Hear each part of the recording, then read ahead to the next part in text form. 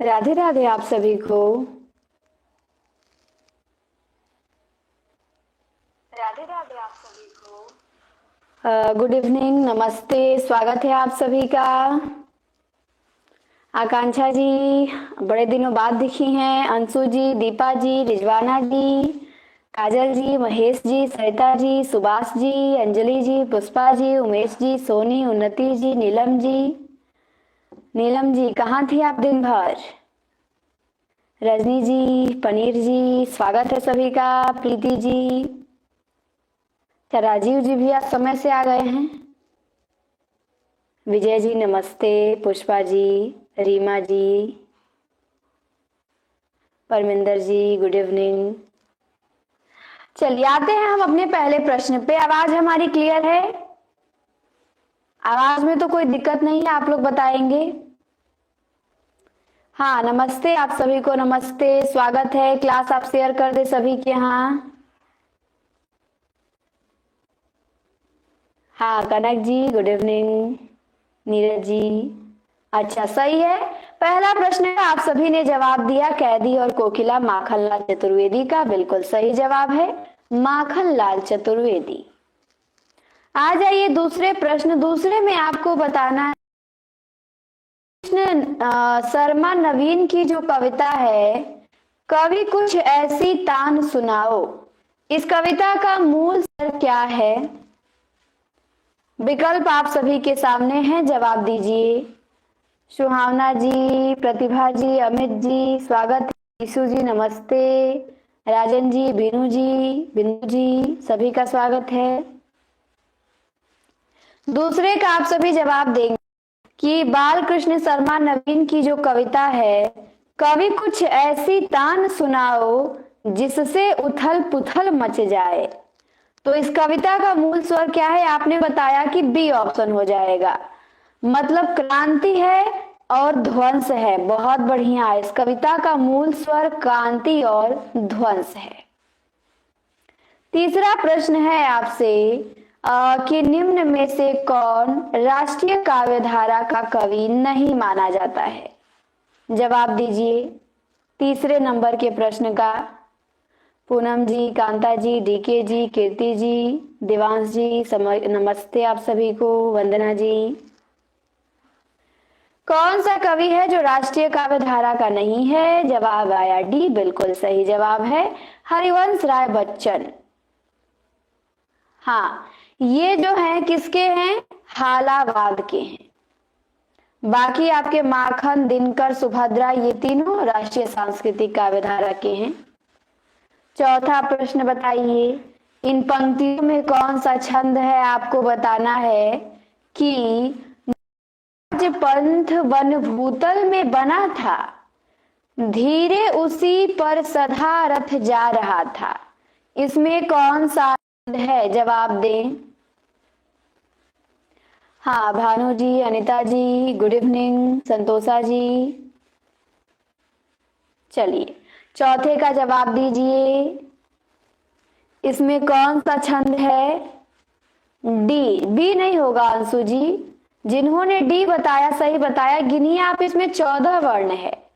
14 वर्ण है तो बसंतीलिका हुआ ना। यहां तक आपकी एक लाइन है, इसके बाद दूसरी लाइन है। तो जो राजपंथ वन भूतल में बना था, 14 वर्ण है, 14 वर्ण होगा तो बसंतीलिका होगा और कोई होगा नहीं। पांचवा प्रश्न है आपसे कि खगवृंद सोता है अतः कल कल नहीं होता वहां। इस पंक्ति में कौन सा छंद है? गीतिका, हरिगीतिका, बरवै, उल्लाला। पांचवें प्रश्न का जवाब दें आप सभी। संदीप जी प्रणाम, स्वागत है। शिव जी गुड इवनिंग, सरोज जी राधे राधे, मधु जी नमस्ते। जवाब आया है गीतिका नहीं है। हाँ जिन्होंने हरि गीतिका बताया सही है। 26 नहीं, इसमें 28 है। कितनी मात्राएं हैं? 28 मात्राएं हैं।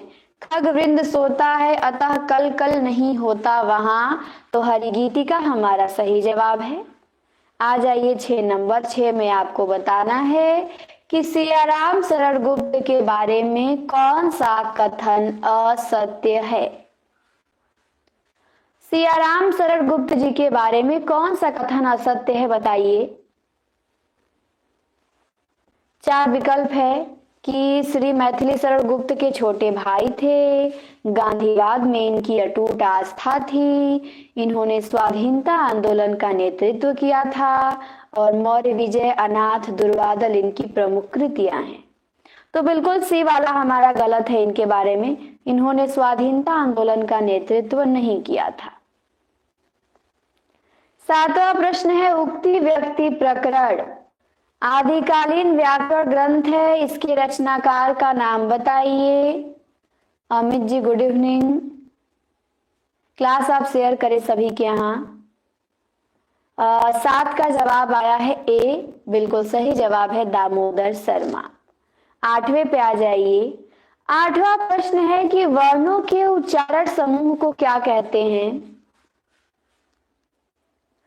वर्णों के उच्चारण समूह को क्या कहते हैं? छोटे जी जय हिंद। बिल्कुल दिख रही हैं आकांक्षा जी, कई दिनों बाद आई हैं तो दिखेंगी ही। वर्णों के उच्चारण समूह को वर्णमाला कहते हैं। 9 में आपको बताना है कि हिंदी साहित्य के इतिहास लेखन में काव्य और नामकरण का प्रथम प्रयास करने वाले विद्वान कौन हैं? जवाब दीजिए। काल विभाजन और नामकरण का प्रथम प्रयास। पीडी जी जयप्रकाश जी नमस्ते। सही जवाब आया है ग्रियर्सन है। काल विभाजन और नामकरण का पहला प्रयास इन्होंने ही किया है। 10वां प्रश्न है आपसे, हिंदी नवरत्न का रचना काल। जवाब दीजिए।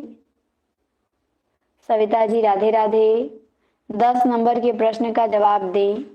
हिंदी नवरत्न जो कि मिसबंधु की रचना है, और इसका रचना काल क्या है? जवाब आया बिल्कुल सही 1910 ईस्वी। 11 पे आइए और बताइए, चंदन बाला रास किसकी रचना है? चेतन जी, नीलम जी, सोनू जी नमस्ते। चंदन बाला रास के रचयिता बताइए। स्नेहा जी राधे राधे। नेहा जी स्वागत है। सही जवाब आया है आसगु। चंदन बाला रास करुण रस प्रधान कृति है। इसमें कितने छंदों का प्रयोग है?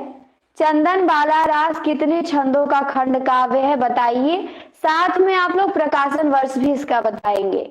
नेट में इस बार पूछा गया था प्रकाशन वर्ष ना, क्रम लगाने को। तो चंदन बाला रास का डेट बताइए, कितने छंदों का है ये भी बताइए। अनिता जी, हेमलता जी गुड इवनिंग। तो ये तो आपने बता दिया कि चंदन बाला रास 35 छंदों का खंड काव्य है। हाँ, इसका डेट क्या है? 1200 ईस्वी। ध्यान देंगे, एकदम एग्जैक्ट 1200 ईस्वी। 12वें प्रश्न पे आइए, जम्बू स्वामी रास के रचनाकार कौन थे? 12 का जवाब दीजिए। जम्बू स्वामी रास। यहाँ पे जवाब आया है ए होगा कि धर्मसूरी है। बिल्कुल सही जवाब है धर्मसूरी। आ जाइए 13 में आपको बताना है, सभय का विलोम क्या होता है? आविका जी राधे राधे। सभय का विलोम बताइए 13 नंबर में। 13 का जवाब है ए, सभय का विलोम निर्भय होता है। सही जवाब है सभय का विलोम निर्भय। 14 में आपको बताना है कि तत्सम पुल्लिंग शब्द है। तत्सम पुल्लिंग शब्द कौन सा है जो तत्सम भी है और पुल्लिंग भी है? पोषण, क्षमा, शोभा, सभा। 14 का बताइए। 14 का सही जवाब आया ए। ए आपका पोषण क्या है? पुल्लिंग भी है और तत्सम भी है। 15 पे आइए और बताइए कि किस वाक्य में संप्रदान कारक का प्रयोग हुआ है? आपके सामने 4 विकल्प हैं, आपको बताना है कि किसमें संप्रदान कारक का प्रयोग हुआ है। 15 का जवाब आ रहा है सी, ए नहीं होगा डी के जी। घोंसले से पक्षी निकला, तो यहाँ पे आप अदान हो जाएगा, संप्रदान कैसे होगा? हाँ सी हो जाएगा, वर्षा के लिए मेघ चाहिए, तो के लिए आ गया तो संप्रदान हो जाएगा। 16 पे आइए। 16 में आपको बताना है कि किस वाक्य में प्रविशेषण का प्रयोग किया गया है।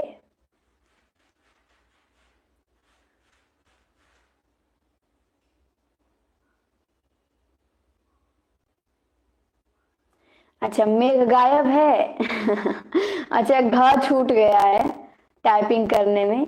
चलिए 16 का जवाब दीजिए, प्रविशेषण का प्रयोग किस वाक्य में है? तो बिल्कुल सही जवाब है बी ऑप्शन, अर्चना अत्यंत सुंदर है। तो सुंदर विशेषण हो गया, अत्यंत क्या हो गया? अत्यंत आपका प्रविशेषण हो गया। आप बताएंगे कि प्रविशेषण को अंतर विशेषण नाम किसने दिया है? कौन से विद्वान हैं जो प्रविशेषण को अंतर विशेषण कहते हैं? जवाब देंगे आप सभी।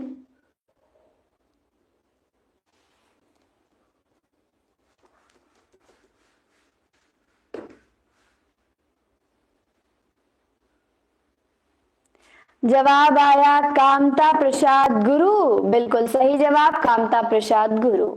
17 का बताइए आप सभी कि पूर्वकालिक क्रिया किस वाक्य में है? 17 नंबर के प्रश्न का जवाब दें। पूर्वकालिक क्रिया किस वाक्य में है? 17 का जवाब दीजिए।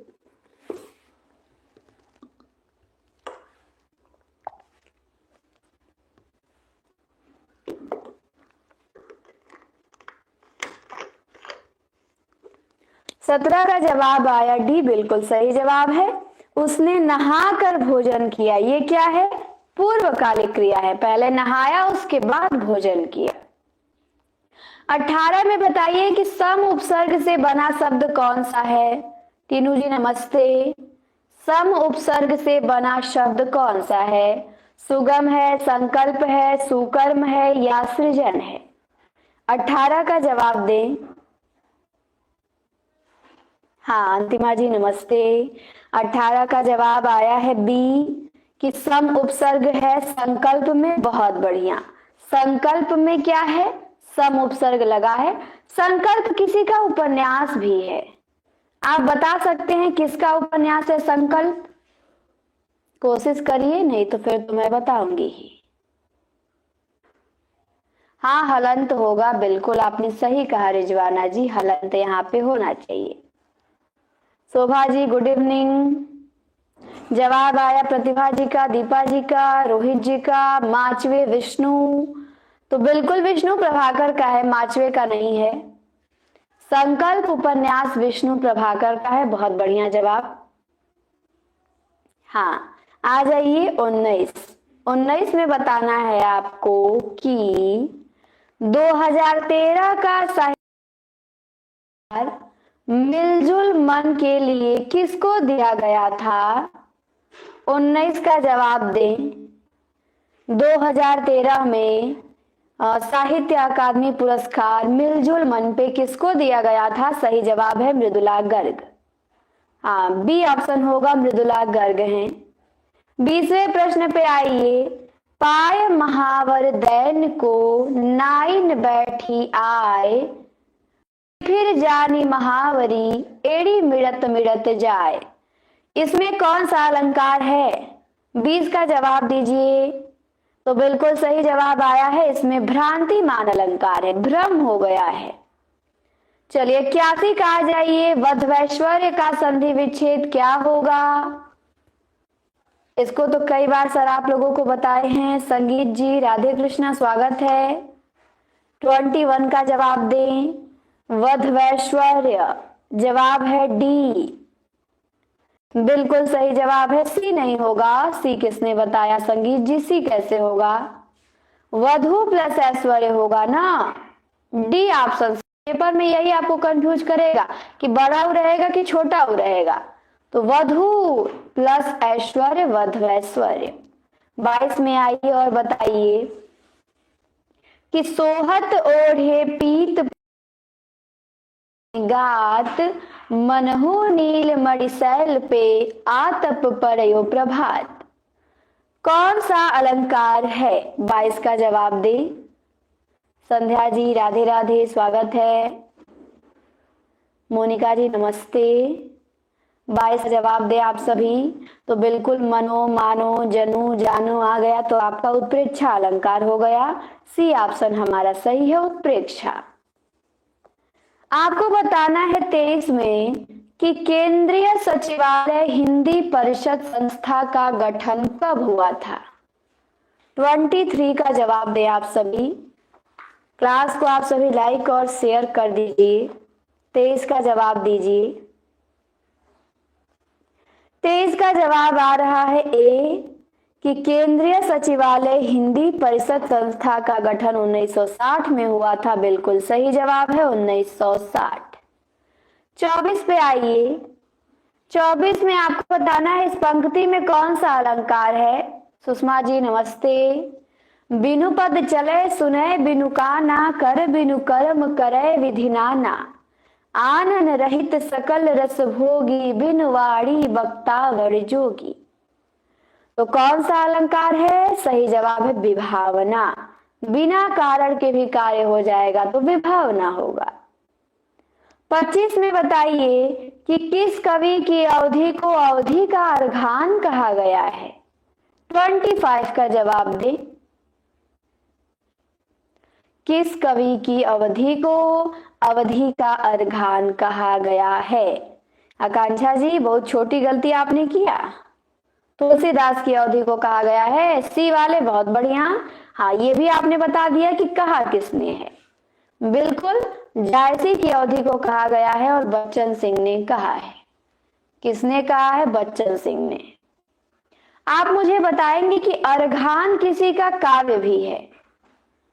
अर्घान काव्य किसका है? जवाब दीजिए। चलिए फिर आगे आते हैं हम 26 पे। अर्घान किसका काव्य है?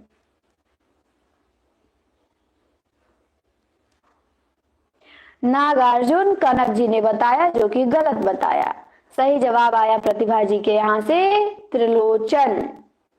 हाँ, अर्घान जो काव्य है वो त्रिलोचन का है। बहुत बढ़िया। 26 में आइए और बताइए इनमें से कौन सा शब्द आपको तद्भव लग रहा है? तद्भव कौन सा है? भ्रमर है, व्याघ्र है, क्षीर है, कोयल है। नमस्ते जेपी जी। 26 का जवाब दीजिए। 26 का जवाब आया डी, बिल्कुल सही। कोयल आपका क्या है? तद्भव है। कोयल का तत्सम होगा कोकिल। क्या होगा? कोकिल होगा। बाकी तो सब भ्रमर, व्याघ्र, क्षीर आपका तत्सम शब्द ही है। आपको मुझे बताना है कि कोयल के आगे यदि हम नई लगा देते हैं तो किसी की कहानी बन जाएगी। बताइए नई कोयल किसकी कहानी है? जवाब दीजिए। नई कोयल किसी की कहानी है। तो देखते हैं क्या जवाब आता है। Sonu ji good evening. Neelam ji good evening, स्वागत है। यहाँ पे दीपा जी का, आकांक्षा जी का जवाब आया और भी डीके जी का, सभी लोगों का, सरिता जी का, संगीत जी का, कि नई कोयल जो कहानी है विवेकी राय का है। बहुत बढ़िया, विवेकी राय एकदम सही जवाब है। पेन अच्छी चल रही है।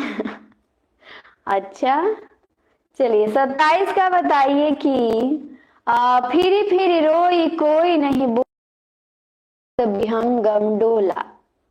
सुनीत जी गुड इवनिंग। कोयल जैसी आवाज है कि कोयला जैसी? चलिए 27 का बताइए। फिर रोई कोई नहीं बोला, आधी रात विहंगम डोला। तो बिल्कुल सही जवाब है। ये पंक्ति हमारे जायसी जी की है, मलिक मोहम्मद जायसी। 28 पे आइए और 28 में आपको बताना है कि तत्सम तद्भव का कौन सा युग्म शुद्ध है। 28 में आपको शुद्ध बताना है। तो 28 का जवाब देखते हैं क्या आता है। यहाँ पे क्या होना चाहिए पता है? यहाँ पे हल्दी होना चाहिए था, जो कि गलती टाइपिंग हो गया है, तो इसको मैं सुधार के हल्दी कर देती हूँ।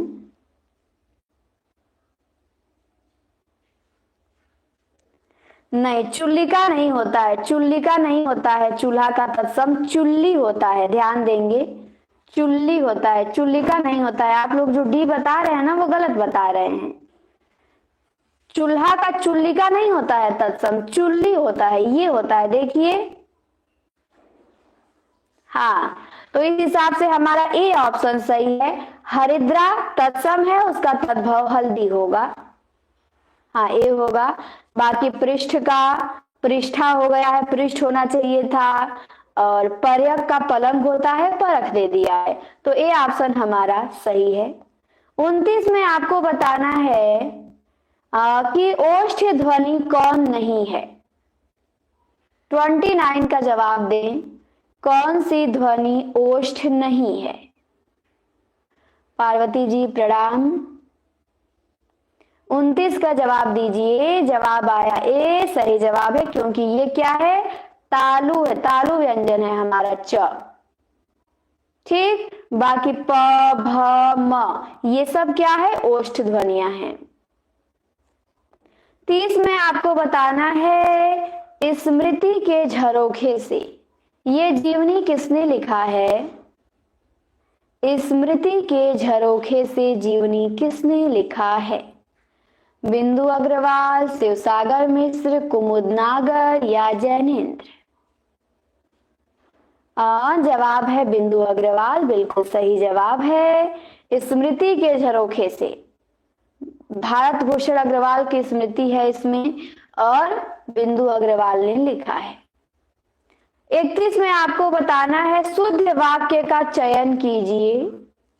शुद्ध वाक्य क्या होगा?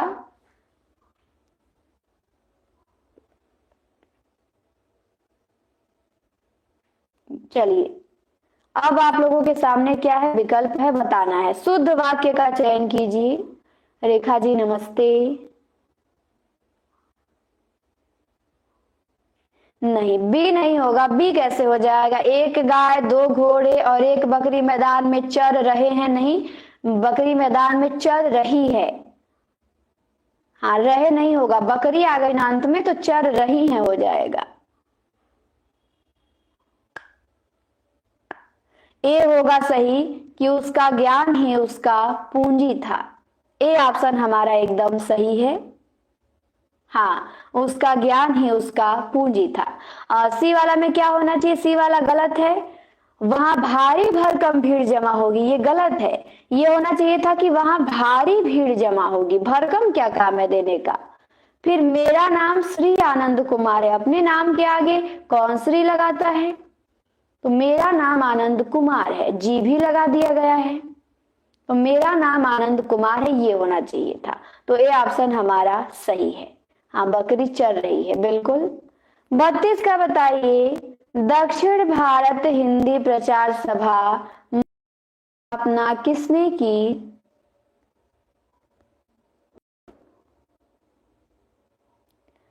था कि थी? थी होगा, वहां भारी भरकम भीड़ जमा थी। भीड़ जमा था नहीं होगा, थी होगा। तो जवाब आया 32 का महात्मा गांधी, सही जवाब आया है। ये जो काम किया है महात्मा गांधी ने किया है, दक्षिण भारत हिंदी प्रचार सभा मद्रास की स्थापना। 33 में बताइए कि डॉक्टर ग्रियर्सन ने राजस्थानी बोलियों को कितने वर्गों में रखा था? जॉर्ज ग्रियर्सन ने राजस्थानी बोलियों को कितने वर्गों में रखा था? 2, 6, 5, 7? जवाब आया है सी कि 5 वर्गों में, बिल्कुल सही जवाब है, 5 वर्गों में। रीता जी नमस्ते। 34 पे आइए और बताइए कि मन दृग सो एक रति मझारा, सूझ परा मुहि सब संसारा, ये पंक्ति किसकी है? पूजा जी नमस्ते, स्वागत है। मन दृग सो एक रति मझारा, प्रमोद जी गलती किया आपने 34 का। ये नूर मोहम्मद की है, रचना बताइए किस रचना से है? इंद्रावती से है कि अनुराग बासुरी से? सी होगा नूर मोहम्मद। रचना बताइए किस रचना से है?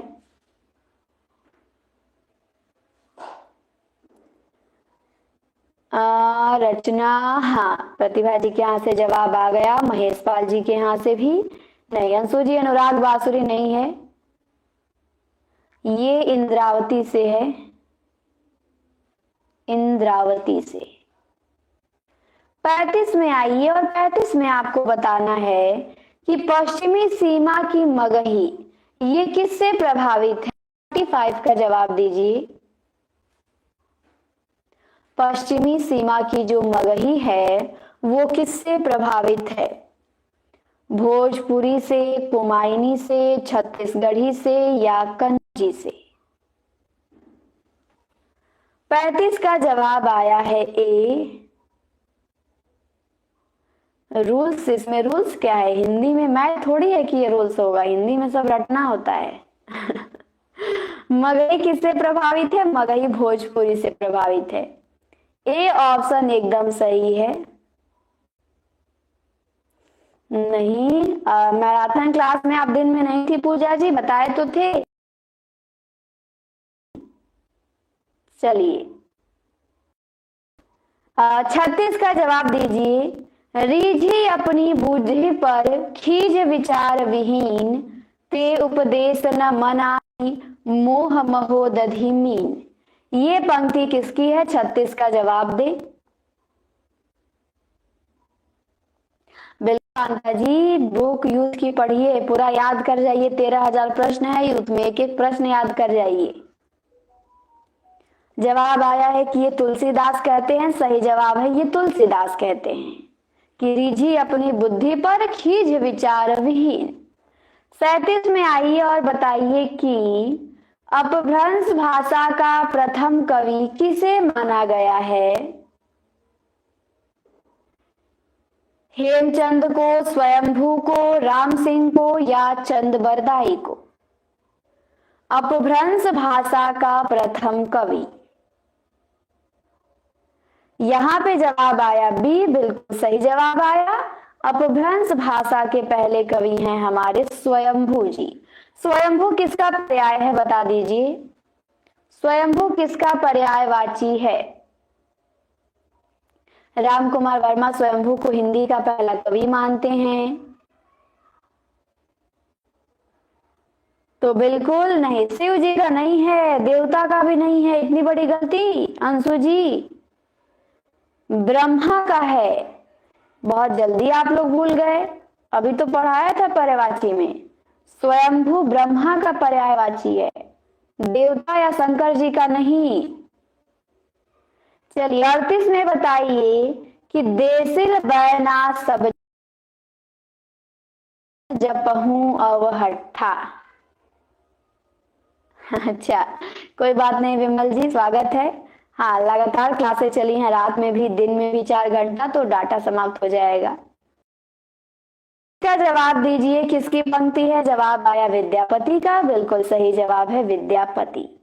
हाँ, 39 में आपको बताना है कि निम्न में से कौन सी रचना दामोदर शर्मा के द्वारा लिखी गई है? 39 का जवाब दें, इनमें से कौन सी रचना दामोदर शर्मा की है?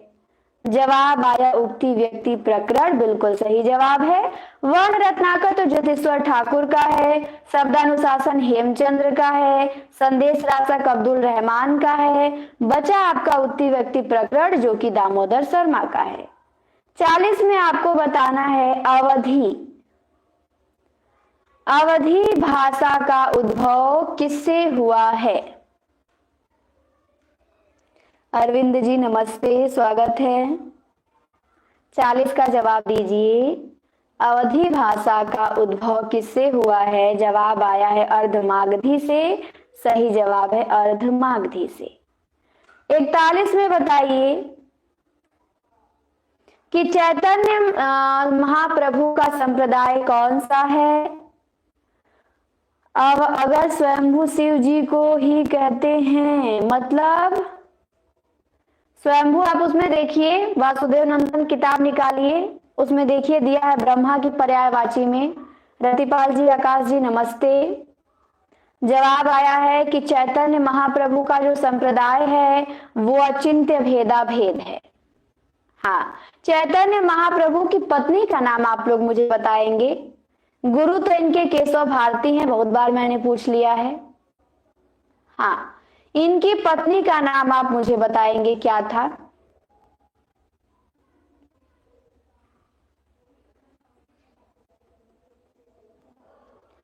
हाँ, विष्णु प्रिया, वेरी गुड, बहुत बढ़िया।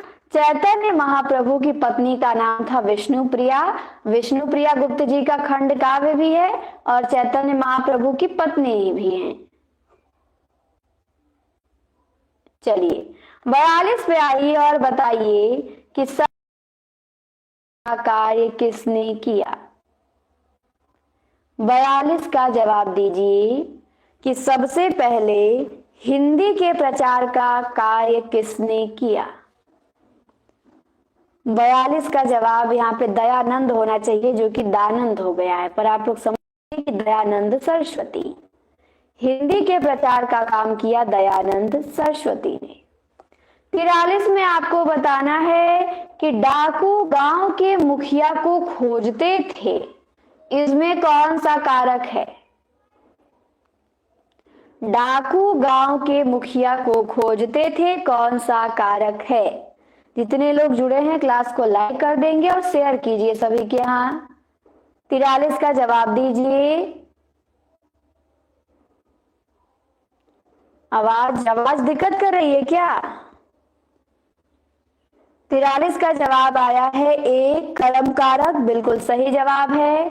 मुखिया को खोजते थे, को आ गया ना तो यहाँ पे आपका कर्म कारक हो जाएगा। क्या आवाज दिक्कत कर रही है। अर्चना जी नमस्ते। चलिए 44 पे आइए, ये पंक्ति है, बता दीजिए। आवाज कट रही है। अर्चना जी नमस्ते।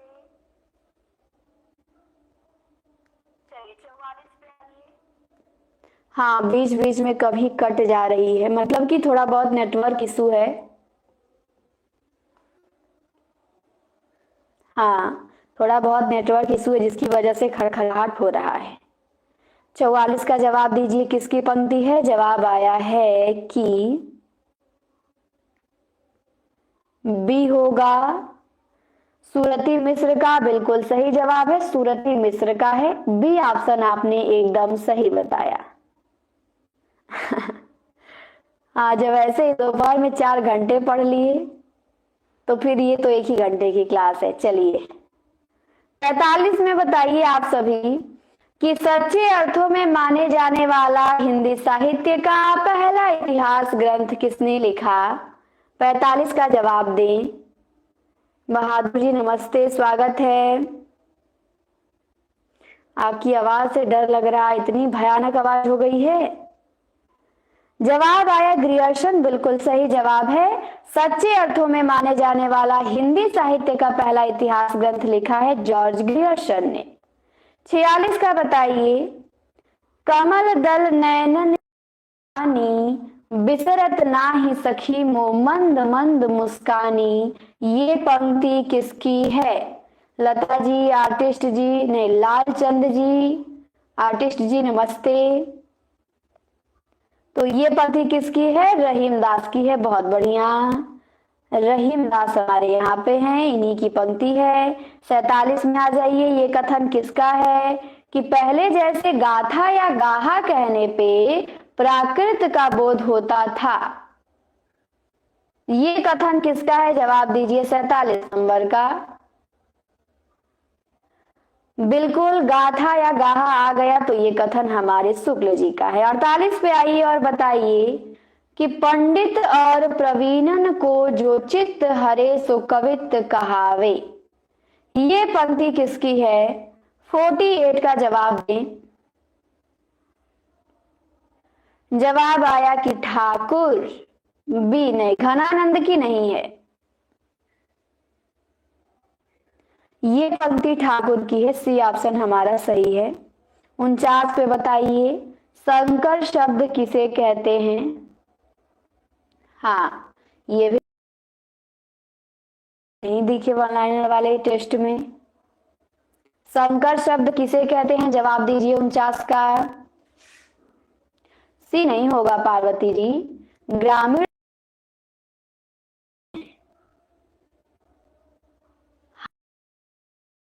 जवाब है कि दो भाषा के शब्दों से जो मिल के बना होता है उसको हम संकर कहते हैं। जैसे रेलगाड़ी हो गया, तो हमारा डी ऑप्शन एकदम सही है, जो दो भाषाओं से मिलके बना हो। 50 में बताना है आपको, इस पंक्ति में कौन सा अलंकार है? फूलई फलई न बेत।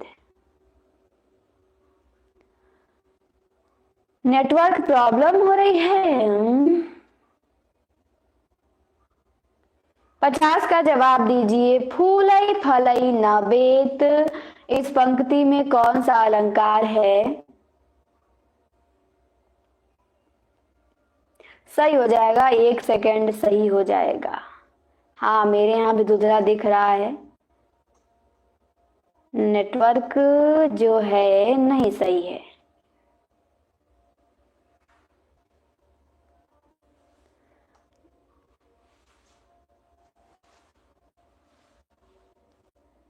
बस बस दिखने लगेगा, दिख रहा है, रुकिए 1 मिनट।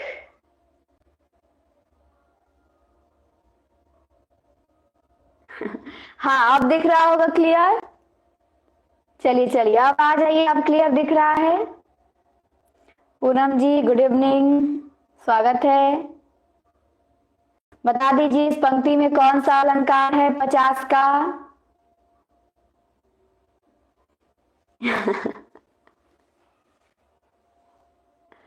और सब यूट्यूब पे सही चलता है, मेरे यहाँ ही दिक्कत होती है, क्या करूं? मेरे यहाँ भी तो वाईफाई है, लेकिन अब क्या किया जाए बताइए, इससे भी बड़ा कोई नेटवर्क का सिस्टम किया जाए। एयरफाई है, वाईफाई वो वायर वाला भी नहीं है। टेलीग्राम का लिंक ऊपर पिन किए हैं, देख लीजिए। यहाँ पे विशेषोक्ति अलंकार है, सही जवाब आया है, फूलई फलई न बेत विशेषोक्ति अलंकार है। 51 में बताइए इसमें कौन सा छंद है? 60 तक हम लोग देखेंगे। शेष न और पाना।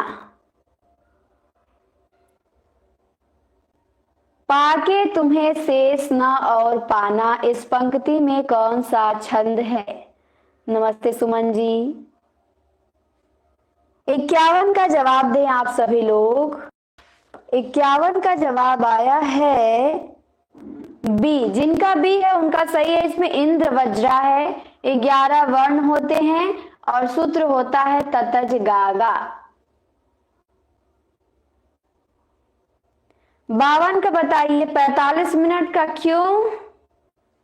टेलीग्राम का लिंक ऊपर है, जुड़ जाइए आप सभी। 52 में आपको बताना है कि अस्क की किस रचना में उन्होंने अपनी जीवन कथा प्रस्तुत की है? 52 का जवाब दीजिए आप सभी।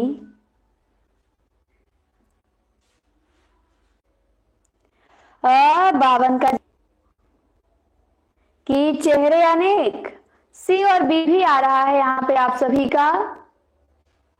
अपनी जीवन कथा किसमें प्रस्तुत किए हैं? तो बी तो उनका है ही नहीं। और यहाँ पे जिनका जवाब आया है ए, उन्हीं का जवाब केवल सही है। अपनी जीवन कथा अस्क ने प्रस्तुत किया है मंटो मेरा दुश्मन में। हाँ, मंटो मेरा दुश्मन, ए ऑप्शन हमारा सही होगा, 52 का ए। जिन्होंने ए बताया बिल्कुल सही है। हाँ, मनीष जी ने बताया था ए। आईना बता दीजिए किस विधा की रचना है? शहर में घूमता आईना। 53 का जवाब दीजिए। 53 का जवाब आया है बी, उपन्यास है। सही जवाब है उपन्यास है, बी ऑप्शन। शहर में आईना, ये उपन्यास है। किसका उपन्यास है? अस्क जी का है। 54 पे आइए और बताइए कि राम की गाय बहुत काली है, इसमें बहुत क्या है? विशेष्य है, प्रविशेषण है, या विशेषण है, या क्रिया विशेषण है? 54 का जवाब दें। राम की गाय बहुत काली है, बहुत क्या है?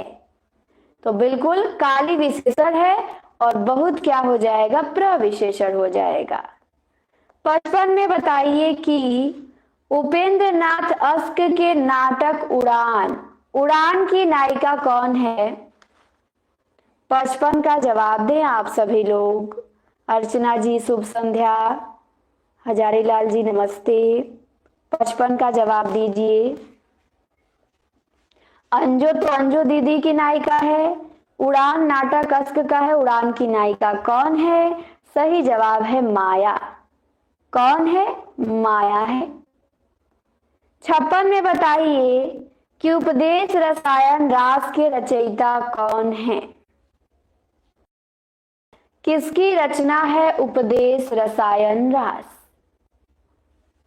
56 का जवाब दीजिए। जवाब आया जिन दत्त सूरी, बिल्कुल सही जवाब है जिन दत्त सूरी का। 57 में आपको बताना है प्रबंध चिंतामणि, ये किसकी रचना है? प्रबंध चिंतामणि राजा भोज के चाचा मुंज के दोहे इसी में मिलते हैं, प्रबंध चिंतामणि में। तो जवाब आया डी, सही जवाब है। ये रचना है मेरु तुंग की। 58 पे आइए और बताइए कि आदिकाल को सिद्ध किसने दिया? 58 नंबर के प्रश्न का जवाब दें। आदिकाल को सिद्ध सामंत काल नाम किसने दिया? तो सही जवाब है आदिकाल को सिद्ध सामंत काल नाम राहुल सांकृत्यायन ने दिया। विश्वनाथ प्रसाद मिश्र ने वीर काल दिया है। रामकुमार वर्मा संधि काल और चारल काल कहते हैं। महावीर प्रसाद द्विवेदी बीज वपन काल कहते हैं। 59 में बताइए कि किस रासो काव्य का मूल वर्ण विषय वीर रस न होके श्रृंगार रस है? 59 का जवाब दीजिए। किस रासो ग्रंथ का जो मूल वर्ण विषय वो वीर रस नहीं बल्कि श्रृंगार रस है? जवाब आया सी, बिल्कुल सही जवाब है। हाँ, बिसल देव रासो, बिसल देव रासो संवत 1212 में लिखा गया है। नरपति नाल की रचना है। आ जाइए अगले प्रश्न 60 नंबर पे। 60 में आपको बताना है कि ये जो कथन है कि मैं कहता हूं प्रतिभा, हाँ देख रहे हैं उसे मिस्टेक हुआ है, उस पर हम फिर से जाएंगे। चलिए 60 में बताइए कि मैं कहता हूं प्रतिभा कि तुम इस साधारणता से नफरत क्यों करती हो, इन सीधे साधे सामान्य भाव से दूर क्यों भागती हो? यह जीवन और इस जीवन का कोलाहल इसी साधारण पेटिका है। उपयुक्त कथन किस नाटक का है? भंवर के हरदंत का है, या भंवर के प्रतिभा का है, या कैदी की अप्पी का है, या बड़े खिलाड़ी की नाटक सुजला का है?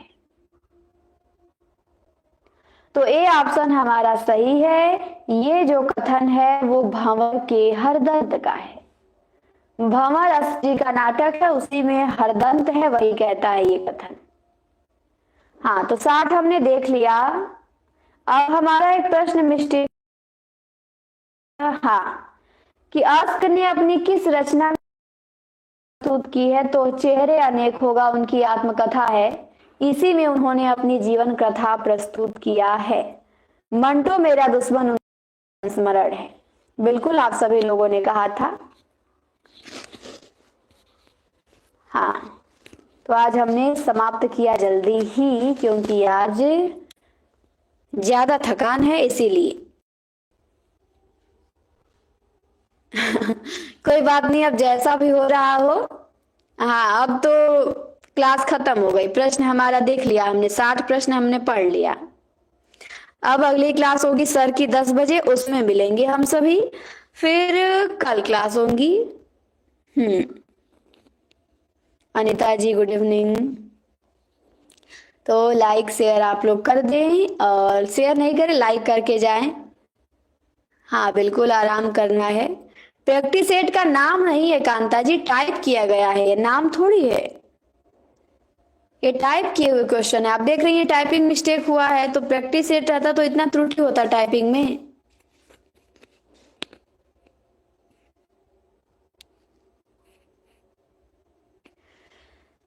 चलिए समाप्त करते हैं, शुभ रात्रि आप सभी को। बहुत मेहनत की आप सभी लोगों ने, अब आराम किया जाए। 1 घंटा का ब्रेक है, सर की क्लास 10 बजे होगी, मिलते हैं। 1 घंटा 12 मिनट का ब्रेक है। आपके चलते लोगों की तबीयत न खराब हो जाए, इतनी आसानी से तबीयत खराब हो जाएगा? नहीं, तबीयत खराब नहीं करना है। पढ़ाने वाले की होनी चाहिए, तो आप लोग हमारी चिंता न करके अपने में ही लगे हैं। गजब है आप लोग भी। पढ़ाने में ज्यादा एनर्जी लगती है कि पढ़ने में, ये बताइए। थोड़ा 1 घंटा लगातार बोल के देखिए, उसके बाद पता चलेगा। चलिए समाप्त करते हैं, बिल्कुल।